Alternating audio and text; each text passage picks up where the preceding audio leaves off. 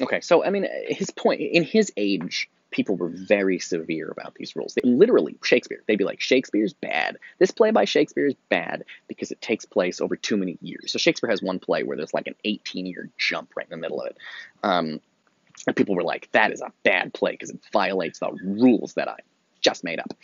Or he'll have a play where it takes place in more than one location. It jumps locations severely. Antony and Cleopatra does that, for example, where they're in Egypt and they're in Greece and they're back to Egypt and they're back to Greece. And people were like, in this age, in the because Shakespeare's writing that in like 1600, but this is like 1700s. And people were like, no, that's a bad play because it broke the rules. And Pope says, don't worry about the rules. As long as you're following nature, you're following reality, it's guiding you. As long as you got that, overall, you can make lots of little mistakes, little errors, little problems. It's fine. We're not going to get nitpicky about stuff. But just overall, if you got it, you're fine. Don't worry about the rules. It's a little ironic if you know Pope, because he was one of those people that was crazy about the rules. Maybe he's trying to chill out here a little bit, but he was a guy who liked to go back to old plays and like fix them to make them look more like what he thought they should look like. So I don't know. Okay. It's so funny that they wanted, we like movies that jump 100 years and that have lots of locations. I mean, spy movies are all about globetrotting all over the world. We love that shit. All right, I'll get to something. My plan here, as usual, is to go through the Pope and then go to some examples. So I'm going to keep barreling through the Pope and then we'll get to examples later. This is the last video of today, but we'll get to some examples next time. Okay, let's see what else he says. Most critics, fond of some subservient art, still make the whole depend upon a part, right? They get obsessed with little small things. They talk of principles, but notions prize. And all to one loved folly sacrifice. So some people have notions and ideas of what art should look like, and if it doesn't look like that, they say it's bad. Some ne'er advance a judgment of their own, but now this is interesting. So now he's getting into the ways people judge works of art, and this is kind of funny. I quite like this section of because he's bitching about stuff that still happens today. So in this list of problems that people who judge art have, you're going to see a lot of stuff that happens today.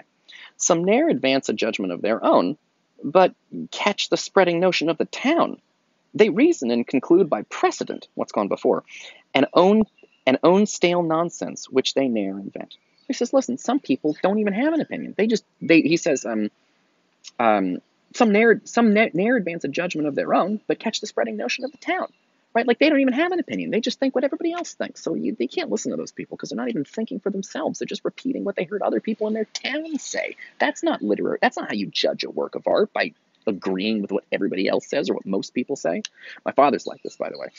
He'll go see any movie if it's like the #1 movie in America. He feels like that. It must be good if everybody else likes it.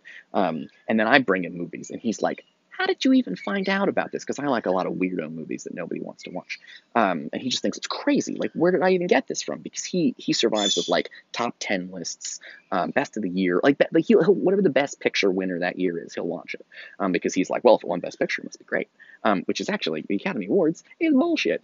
It's one of my things that I get mad about. All right. So for starters, that's ridiculous, is saying what everybody else said. Here's another problem. Some judge of authors' names, not works, and then nor praise nor blame the writings, but the men. Okay, so some people just care about who made it, not what it is. So there's a word for this, and I feel embarrassed saying it out loud because I feel like it's an old-fashioned piece of slang. I assume you guys still have it. To stand for something, which I believe derives from the Eminem song. Yeah,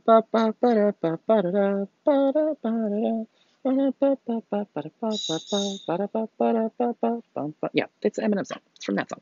Because Stan is the crazy fan in the song, I think, and he just is obsessed with this one, with the character Eminem's playing. I don't know. It was a long time ago.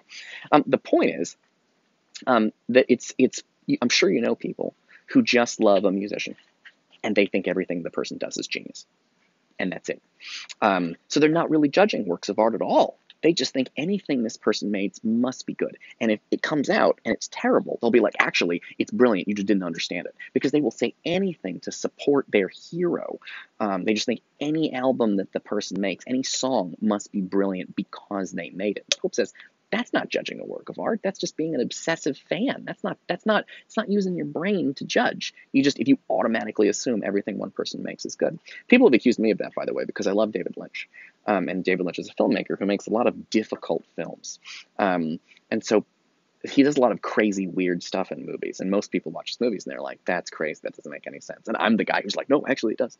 So I'm guilty of that sometimes also. I mean, we all are. This is Pope's thing. Is he's describing human behavior. What cracks me up is that it doesn't seem to have changed hardly at all in 300 years. Of all this servile herd, meaning fans who they're like sheep who follow somebody, they serve, the worst is he that in proud dullness joins with quality, a constant critic at the great man's board, to fetch and carry nonsense for my lord. So just he says that fans of great artists are like, they're just like servants, and they just do whatever he says, and they're so happy to support, oh, let me get you another cup of coffee or whatever. Except in this case, they're like, let me go on YouTube and say how brilliant you are. Because they're just servants, basically. What woeful stuff, that's bad, what woeful stuff this madrigal would be in some starved hackney sonneteer or me. So this is a great point. What woeful stuff this madrigal, it's a song, what woeful stuff this madrigal would be in some starved hackney sonneteer or me. Meaning, if a person is a fan, they'll love everything the person does. But if somebody else made that exact same song, they'd be like, that's garbage. Because they could tell. But when you're obsessed with an artist, you just think everything they do is good. But if you take the name away and they don't know who made it, like if a poem doesn't have the author's name, you might be like, well, that's an okay poem. It's by Shakespeare. What? But Shakespeare's the best. Because you don't, if you're an absurd fan of something, you only like it because of the name attached. And if you remove the name or if somebody else made it, they would probably think it was junk. Okay. All right, cool. But let a lord once own the happy lines. They're kissing ass to rich celebrities. But let a lord once own the happy lines. How the wit brightens, how the style refines. Before his sacred name flies every fault, and each exalted stanza teems with thought. So, right, he says, every fault flies away when your favorite person made it. It must be perfect. All right, cool. So he's got some other complaints about the way people look at art. He says, the vulgar, meaning just everyday people, the vulgar thus through imitation err, as oft the learned by being singular. So here's a different problem. If common everyday people make mistakes by copying what others think, the learned, smart people make mistakes by being too singular, unique, and weird. So much they scorn the crowd that if the throng by chance go right, they purposely go wrong. So schismatics, the plain believers, quit and are but damned for having too much wit. So he says some people are so smart, so fancy, that just like there are people like this. If anything's popular, they think it's great, right?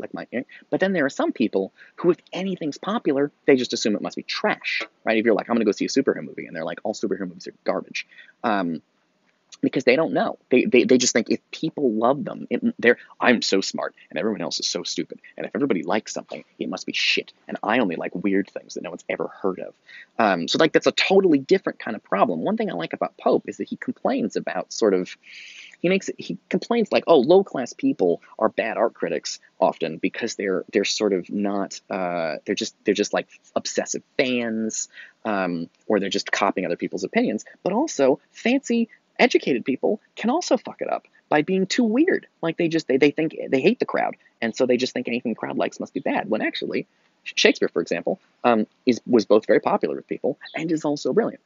See, now I'm standing for Shakespeare. Okay. And the word schismatic is like when like a cult breaks off from a religion. So that's the idea that the learned person breaks off from the crowd, the vulgar. All right. So this is his final word on the subject. But where's the man? Here's what we really need. And again, he means people. But where's the man who counsel can bestow, still pleased to teach, and yet not proud to know? Right? Somebody who enjoys teaching but isn't overly prideful and full of themselves. So you need somebody unbiased, or by favor or by spite. So no bias. You can't love or hate people. You're just unbiased. You got to look at it with fresh eyes. Not dully prepossessed nor blindly right. Though learned, well-bred. Though well-bred, sincere. Modestly bold and humanly severe. Where is this person who can correctly judge a work of art? And to a friend, his faults can freely show. Right? Even if you like an author, you got to admit they got faults sometimes. And gladly praise the merit of a foe. Even if you hate somebody, you should see what's good about someone you hate, and you should be able to see faults in someone you love, because you're unbiased. And blessed with taste exact, yet unconfined. So you got to know what you like, But you can't just limit yourself to one thing like superhero movies. Don't be confined to one type of art. On knowledge both of books and humankind. So you got to know about books, but you also got to know about people. You got to know both. Sometimes scholars, professors only know books, and sometimes regular people only know just people.